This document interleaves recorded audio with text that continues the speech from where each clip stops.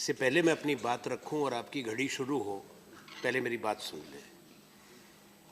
मैं सदन की परंपरा की बात करना चाहता हूं, क्योंकि मैंने ये बात रखी है, आपके ध्यान में भी लाई है और नेता प्रतिपक्ष ने भी पहुंचाई है कि जब इस तरह की चर्चा होती है सदन में, तो सत्ताधारी दल के लोग बोलते हैं, सत्ताधारी दल के मंत्रियों को भी अधिकार है अपनी बात कहने का। कल भी बोले मुख्तार अब्बास नकवी जी, आज भी कैबिनेट मिनिस्टर मौजूद हैं सदन में और वो उनका नाम है, वो भी बोलेंगे, उनका अधिकार है। पर क्योंकि ये सदन है, यहाँ सत्ता पक्ष और प्रतिपक्ष दोनों बैठे हैं, ऐसा पहली बार होगा कि माननीय प्रधानमंत्री से पहले उन्हीं के कैबिनेट के मंत्री बोले और प्रतिपक्ष के लोग ना बोले। इसमें जो आपकी तरमीम करनी चाहिए थी, अगर ऐसा होगा तो ये पहली बार, आजकल सुनते हैं कि पहली बार, तो ये भी पहली बार होगा। माननीय आनंद जी, जस्ट एक मिनट में आपको बताना चाहूँगा। मैं परंपरा की बात कह रहा हूं। नहीं, आपने परंपरा की बात की, अब मुझे आप बताने दें। आपके बोलने के पहले सत्ताधारी दल से लगातार 4 लोगों को मैंने बुलाया। इसके बाद नहीं व्यवस्था की, चूंकि आपने परंपरा की बात उठाई और व्यवस्था यह है कि रोटेशन के साथ जाए, तो मैंने एक ही दल के लगातार 4 लोगों को बुलवाया। उसके बाद माननीय मंत्री को कहा। अब एक कैबिनेट मिनिस्टर बाकी हैं आपके पहले, इसलिए मुझे आपको बुलाना पड़ रहा है माननीय आनंद जी। नहीं, ठीक है, अब आपका समय शुरू होता है माननीय आनंद। चलिए, अगर नई परंपरा है तो अच्छा, मुबारक। माननीय उपसभापति महोदय, जो राष्ट्रपति अभिभाषण पर धन्यवाद प्रस्ताव सत्ताधारी दल की तरफ से भूपेंद्र यादव जी ने पेश किया, मैं उस पर अपने विचार प्रकट करने के लिए खड़ा हुआ हूँ। इस अभिभाषण में सरकार की नीतियाँ, सरकार की सोच, सरकार की उपलब्धियों का जिक्र है, बड़ा विस्तार से उल्लेख है और काफ़ी बढ़ा चढ़ाकर एक तस्वीर पेश की है कि भारत देश में सब चीज़ ठीक है, तेज़ी से विकास हो रहा है, कोई बड़ी समस्या इस देश के सामने नहीं है। ये चर्चा एक अवसर देती है हमको एक दृष्टि डालने की कि भारतीय जनता पार्टी की विजय और मोदी जी के नेतृत्व की सरकार के जनादेश मिलने पर और उनके गठन के 8 महीने के बाद देश में ये सफ़र कैसा रहा, क्या दिशा है और क्या दशा है, ये अवसर है उस पर बात कहने का। ये जो अभिभाषण है वो नीरस है, निराशाजनक है, ज़मीनी हकीकत को नकारता है। देश के अंदर आज भय का वातावरण है। देश के अंदर लोगों को चिंता है अपने भविष्य की, खास तौर पे हमारे देश के जो बेटे बेटी है, जो भविष्य है, वो सोचते हैं कि हमारा भविष्य क्या होगा, क्या रूपरेखा सरकार के पास है। बिगड़ते हुए हालात देखते हुए, बंद कारखाने होते हुए देखते, माँ बाप को चिंता है अपने बच्चों के भविष्य के बारे में। इस अभिभाषण में वो जो वास्तविकता है उसको अनदेखा किया गया है। माननीय सरकार की कई विवादित नीतियां, निर्णय और कानूनों का उल्लेख इस अभिभाषण के अंदर है। मैं समझता हूं वो अनावश्यक था। भारत की सरकार ने माननीय राष्ट्रपति जी के साथ भी अन्याय किया कि उनके अभिभाषण में ये चीजें डलवा दी। सीएए पे सदन में चर्चा हो चुकी, हम अपनी बात कह चुके हैं। चाहे वो एनसीआर है, इन पे अलग अलग मत हैं, उसके कारण हैं, मैं उसमें नहीं जाना चाहता क्योंकि मैं स्वयं सदन में बोल चुका हूं। पर जहां तक हमारी समझ है वो असंवैधानिक है, अनकॉन्स्टिट्यूशनल है, उसमें नैतिकता की कमी है। ये आम जनता की बराबरी के जो अधिकार संविधान ने दिए, मौलिक अधिकार, उसको चोट पहुंचाता है। The jury is still out on this matter. It is before the Supreme Court of India. संवैधानिक पीठ उसको देखेगी, कॉन्स्टिट्यूशनल बेंच देखेगा। तो अभी जब ये सुप्रीम कोर्ट का निर्णय ही इस पे नहीं आया और कई राज्यों में इसमें बेचैनी है, राज्यों की विधानसभा ने अपना अधिकार इस्तेमाल करते हुए प्रस्ताव पारित किए हैं सर्वसम्मति से, एक के बाद एक, हिंदुस्तान के वो बड़े राज्य हैं, तो इसके बाद उसको उपलब्धि बताना और राष्ट्रपति के अभिभाषण में शामिल करना, मैं कहूंगा दुर्भाग्यपूर्ण है और सरकार को ऐसा नहीं करना चाहिए। और इसको धन्यवाद प्रस्ताव के अंदर सरकार स्वयं वो संशोधन लाए उसको निकालने का। प्रजातंत्र में एक मत, हम आज सुनते हैं, एक मत, एक विचार, एक आवाज, ये संभव नहीं है, ये स्वीकार्य नहीं हो सकता। हमारी परंपरा है इस देश की,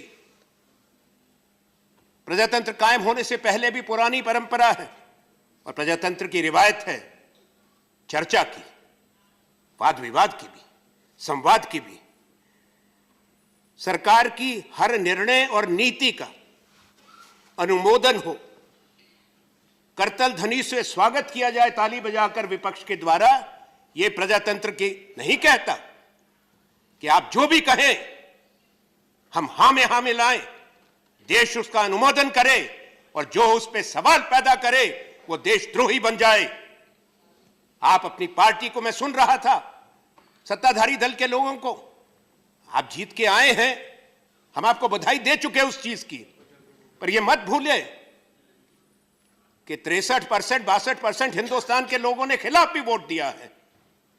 आप अपने पार्टी को इक्वेट करते हैं कि जो बीजेपी के खिलाफ बोलेगा वो हिंदुस्तान के खिलाफ बोल रहा। आप भारत बन गए तो हम कौन हैं? आप अरे प्लीज प्लीज,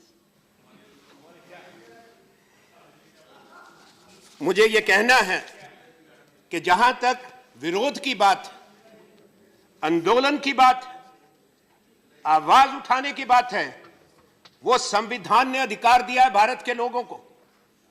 हर नागरिक का वो अधिकार है जिसको आप छीन नहीं सकते।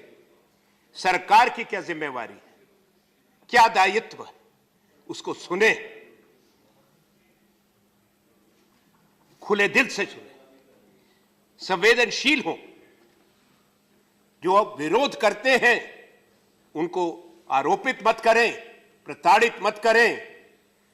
अगर सरकार संवेदनहीन हो जाती है, अगर सरकार अपनी जनता से झगड़ा शुरू कर देती है, स्वयं लड़ाई करना चाहती है हर विषय पे, यह देश के लिए अच्छी बात नहीं है और आने वाले वक्त के लिए मैं कहूंगा एक बहुत बड़ा संकट देश के सामने है। आप विरोध प्रदर्शन को अपराध कहते हैं, जनता की आवाज को दबाना, वो भी दमन से, शासन की शक्ति से। किनको दबा रहे हैं? कौन लोग पिट रहे हैं? आपको अच्छा लगता है? महात्मा गांधी के 150 साल मना रहे हैं।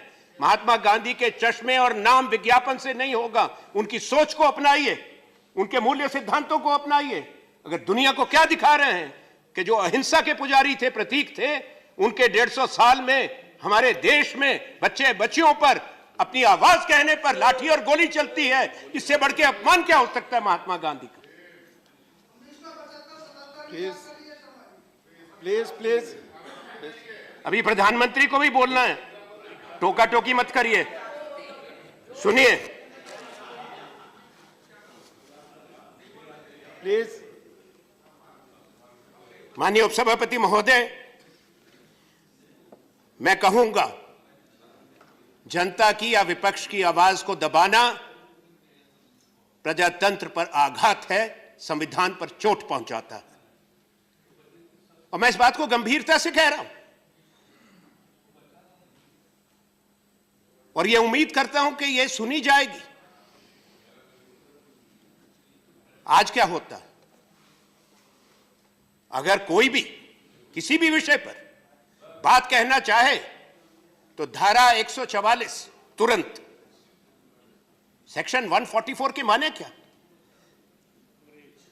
अंग्रेजों के समय में था, ठीक है, आज भी चलता है, पर सुप्रीम कोर्ट ने भी कह दिया है कि अगर कोई आपको ऐसी परिस्थिति बने, हालात हो, तभी मजिस्ट्रेट धारा 144 लगाएगा। यहां मुंह खोलने से पहले धारा 144, अश्रु गैस और लाठी वाटर कैनन, ये तो एक नई रिवायत बन रही है।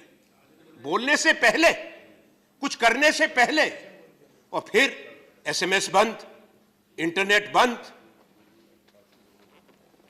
आप दुनिया का लीडर बनना चाहते हैं, आप अच्छी चीजों के लिए नेता बने। सबसे बड़ा प्रजातंत्र है हिंदुस्तान, हम आपका और हमारा देश। प्रधानमंत्री कहते हैं विश्व गुरु बनना चाहते हैं, बनिए, बड़ी सबसे बड़ी इकोनॉमी बने, मुबारक हो, हमारा देश है, जरूर बनना चाहिए। पर आप लीडर किस चीज के बन रहे हैं? इंटरनेट शटडाउन के लीडर, सिविल लिबर्टीज की कर्टेलमेंट के लीडर। यह विश्व की लीडरशिप आपने प्राप्त कर ली है। कृपा करके इस रास्ते को जरा छोड़ें और चिंतन करें जो हम कह रहे हैं। माननीय प्रधानमंत्री जी को हमने सुना उस सदन के अंदर भी, यहां भी सुनेंगे। वो देश के प्रधानमंत्री हैं, पर देश के प्रधानमंत्री ने एक व्याख्या की है विरोध की, अभी 2 दिन पहले दिल्ली चुनाव में। क्या कहा प्रधानमंत्री ने कि एक नेशनल प्रोजेक्ट है, देश को तोड़ने का। यह दुर्भाग्यपूर्ण है। भारत के प्रधानमंत्री को यह बात नहीं कहनी चाहिए।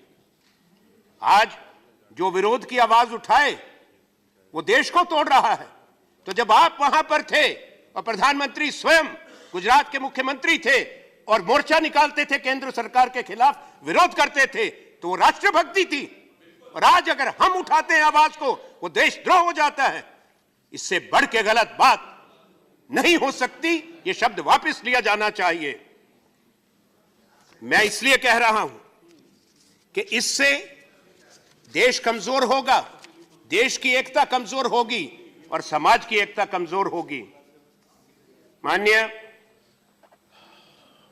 जैसा मैंने कहा, विरोध करना और अभिव्यक्ति की आजादी प्रजातंत्र की बुनियाद है, ये अनिवार्य है और हम उस आवाज को दबने नहीं देंगे। ये हमारा भी कर्तव्य है। अगर आप दबाएंगे, कोशिश करते रहें, पर हिंदुस्तान के लोग जब खड़े होते हैं, उनकी आवाज को ना अंग्रेज दबा पाए, और हम कहते हैं कोई नहीं दबा पाएगा, ना आप दबा पाएंगे।